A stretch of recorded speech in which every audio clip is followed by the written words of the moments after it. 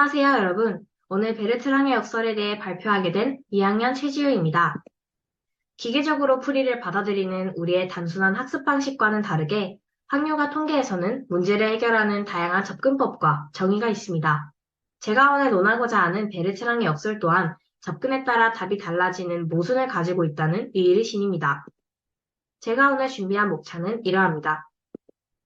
먼저 베르트랑의 역설에 대한 개관을 시작해 보겠습니다. 베르트랑의 역설은 확률의 고전적 정의에 관한 난제입니다. 조제프 베르트랑이 그의 저서 확률론에서 제안한 예시이죠. 그의 질문을 잘 이해하기 위해 고전적 정의가 무엇인지 살펴보겠습니다. 고전적 정의는 라플라스라는 수학자가 다음 수식과 같이 설명하였습니다. 이는 이산적인 사건에 대한 확률을 계산할 때 가장 많이 사용됩니다.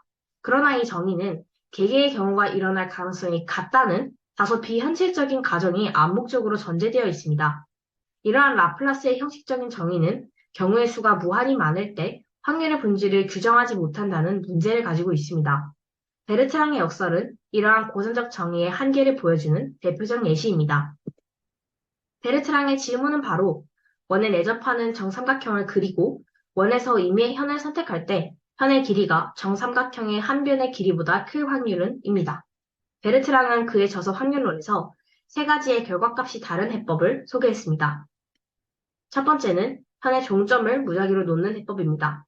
현의 시작점을 삼각형의 한 꼭지점으로 두고 삼각형의 한 변보다 긴 현은 빨강, 짧은 현은 파랑으로 표현하겠습니다. 이 경우 현이 삼각형의 한 변보다 길어지기 위해서는 반드시 시작점의 반대쪽에 있는 현을 지나야 합니다. 그러므로 현과 시작점에서의 원의 접선이 이루는 각도가 60에서 120도가 되어야 하고요. 현을 정의할 수 있는 전체 각도는 180도이므로 답은 3분의 1이 됩니다. 다음으로 두 번째 해법은 현과 원의 중심 사이의 거리를 무작위로 놓는 것인데요. 오른쪽 그림과 같이 삼각형의 한 변과 평행한 현을 생각해 보도록 합시다. 이 경우 현이 변의 안쪽에 있어야 변보다 길어질 수 있습니다. 그리하여 확률을 구해보자면 큰 원에 내접하는 정삼각형의 변은 반지름을 2등분하므로 2분의 1이 됩니다. 세 번째 해법은 현의 중점을 무작위로 놓는 방법입니다. 삼각형에 내접하는 원을 그리고 바깥쪽 원에 임의의 현을 하나 놓습니다. 여기서는 내접원을 지나는 현은 빨강, 그렇지 않은 현은 파랑으로 하겠습니다. 삼각형의 한 변의 길이보다 긴 빨간 현은 안쪽 원을 지나며 중점이 안쪽 원 안에 있습니다. 즉, 현의 중점이 안쪽 원에 놓일 확률을 구하면 현의 길이가 전 삼각형의 한 변의 길이보다 커지는 것입니다. 안쪽 원의 반지름은 바깥쪽 원의 반이므로 넓이는 4배 차이가 납니다. 그리하여 이 경우의 답은 4분의 1이 됩니다. 그럼 이렇게 베르트랑이 제시한 세 가지 해법을 알아보았으니 이 풀이의 요점을 살펴보겠습니다. 베르트랑은 세 가지 해법의 요지가 현에 무엇을 무작위로 놓는가에 따라 달라진다고 보았습니다.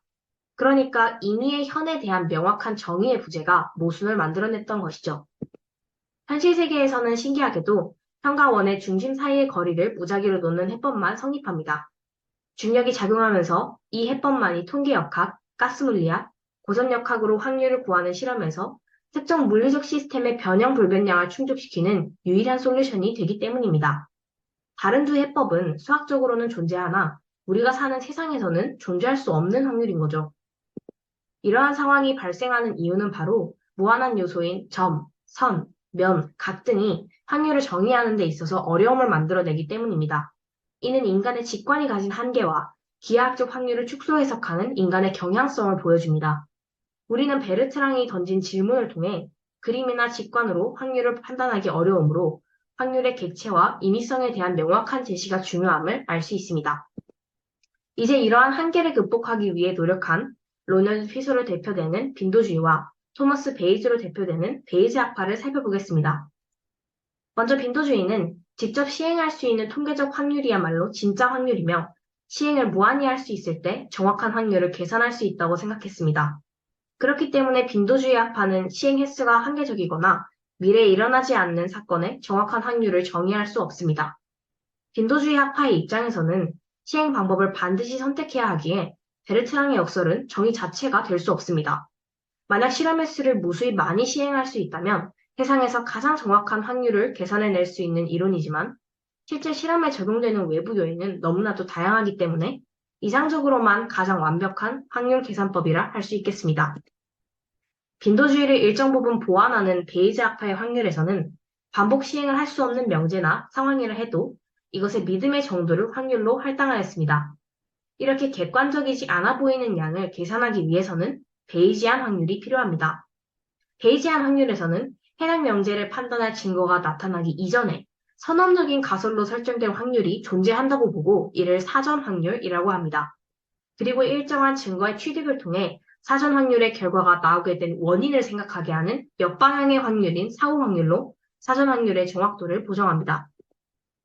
구체적으로 설명하자면 베이즈 정리는 사전 확률과 증거가 관찰될 확률인 우도를 데이터에 적용하여 사후 확률을 확인하는 조건부 확률인데요.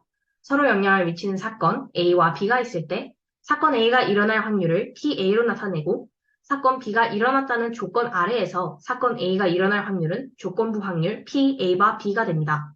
위 식에서 PA와 PB를 모두 알고 있다고 하더라도 PB바 A는 우도의 설정을 통하여 정할 수밖에 없기 때문에 베이즈 확률로는 주관적 해석을 거치게 됩니다. 그러나 사후 확률을 사전 확률로 갱신하고 반복적인 계산을 수행하면 현실에 부합하는 결과값을 추론할 수 있습니다. 이런 베이즈 주의에서 확률은 고전적인 통계학보다 결과에 대한 해석이 훨씬 쉽고 직관과도 잘 부합합니다.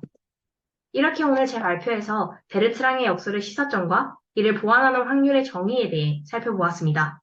결론적으로 베르트랑의 역설을 통해 문제를 정의함에 있어서 무엇을 임의로 혹은 무작위로 두는가가 기하학적 관점에서 시사하는 바가 크며 어떠한 접근법을 선택할 것인가를 결정할 때 물리적 세계에 적용되는 방식을 고려해야 함을 알 수 있습니다.